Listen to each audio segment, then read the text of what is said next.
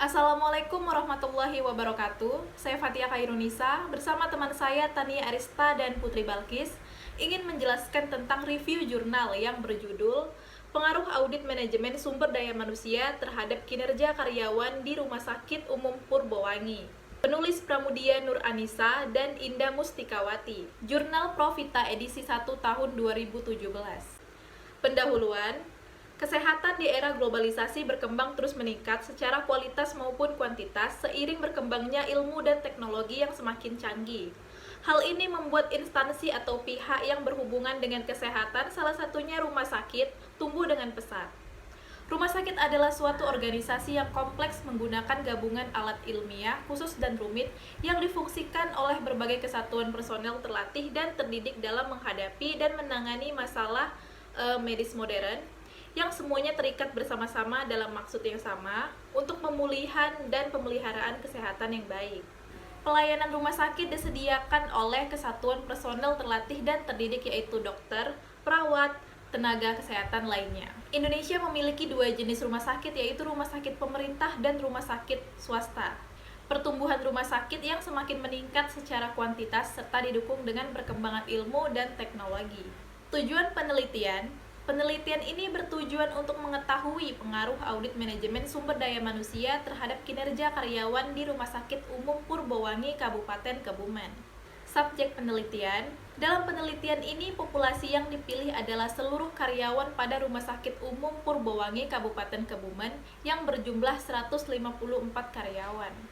Metode penelitian. Penelitian ini merupakan penelitian kausal komparatif dengan pendekatan kuantitatif. Penelitian kausal komparatif adalah tipe penelitian dengan karakteristik masalah berupa hubungan sebab akibat antar dua variabel atau lebih.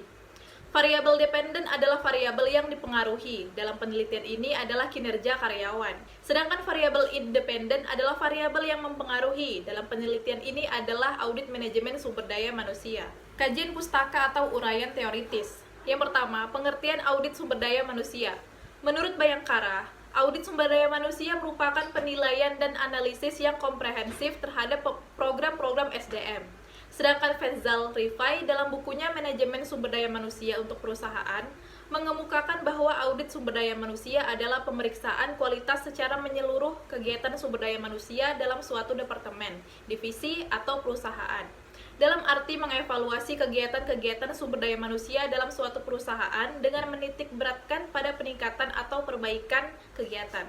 Dari beberapa pendapat tersebut, maka dapat ditarik satu kesimpulan bahwa audit sumber daya manusia adalah seluruh upaya penelitian guna memeriksa kualitas secara menyeluruh dari aktivitas yang dilakukan oleh sumber daya manusia pada suatu divisi atau perusahaan untuk mendukung tercapainya tujuan perusahaan. Selanjutnya ada pengertian kinerja karyawan. Menurut Anwar Prabu Mangkunegara, menyatakan kinerja karyawan adalah hasil secara kualitas dan kuantitas yang dicapai oleh seorang karyawan dalam melaksanakan tugasnya sesuai dengan tanggung jawab yang diberikan kepadanya. Sedangkan menurut Gomez, menyatakan kinerja karyawan sebagai ungkapan seperti output, efisien, serta efektivitas sering dihubungkan dengan produktivitas. Berdasarkan definisi kinerja yang dikemukakan di atas, maka pada dasarnya kinerja karyawan merupakan salah satu faktor penentu keberhasilan perusahaan atau organisasi dalam mencapai tujuannya. Selanjutnya ada hubungan antara audit manajemen sumber daya manusia dengan kinerja karyawan dapat dilihat dari teori yang dikemukakan oleh Wetter dan Davis, yaitu dengan melakukan audit sebagai suatu langkah maju. Departemen Sumber Daya Manusia menemukan dan sekaligus memperbaiki masalah-masalah yang timbul menjadi lebih serius. Setelah diperbaiki, proses evaluasi dapat membangun komunikasi antara Departemen Sumber Daya Manusia dengan manajer operasi dan juga dapat memunculkan pandangan-pandangan yang sudah ketinggalan zaman yang dapat disesuaikan dengan tujuan perusahaan dan tantangan-tantangan masa depan. Tentu saja dalam semua kegiatan audit sumber daya manusia, diasumsikan bahwa anggota Departemen Sumber Daya Manusia berpandang objektif saat melakukan evaluasi kinerja mereka dan ketentuan-ketentuan yang lain. Selanjutnya ada hasil penelitian. Hasil penelitiannya itu terdapat pengaruh positif yang signifikan terhadap audit manajemen sumber daya manusia terhadap kinerja karyawan di Rumah Sakit Umum Purbowangi, Kabupaten Kebumen.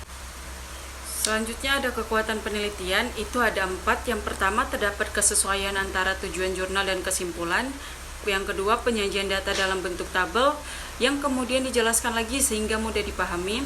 Yang ketiga, adanya lampiran kuesioner yang ditampilkan dalam jurnal. Dan yang terakhir, metode dan desain penelitian yang lengkap serta dijelaskan secara detail.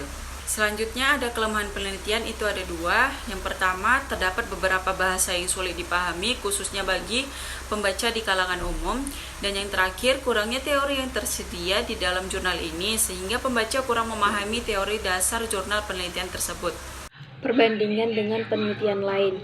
Jurnal pertama, pengaruh fungsi audit sumber daya manusia terhadap efektivitas pada organisasi PT Superfire Indonesia Surabaya Area. Hasil penelitian ini menunjukkan bahwasannya fungsi audit sumber daya manusia, fungsi kepuasan karyawan, fungsi ketaatan manajerial berpengaruh signifikan terhadap efektivitas pada organisasi PT Superfire Indonesia Surabaya Area.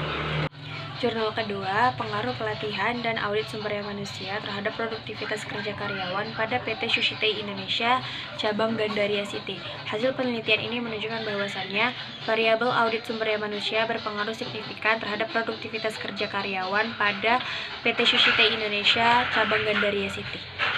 Kemudian saran reviewer untuk jurnal yang kami review, yang pertama itu harus lebih banyak lagi memaparkan teori agar penjelasannya itu lebih lengkap dan lebih kompleks. Yang kedua, menggunakan bahasa yang mudah dipahami oleh kalangan umum. Baik, itu saja yang bisa kami jelaskan. Semoga apa yang kami jelaskan dapat menambah pemahaman kita semua. Terima kasih. Assalamualaikum warahmatullahi wabarakatuh.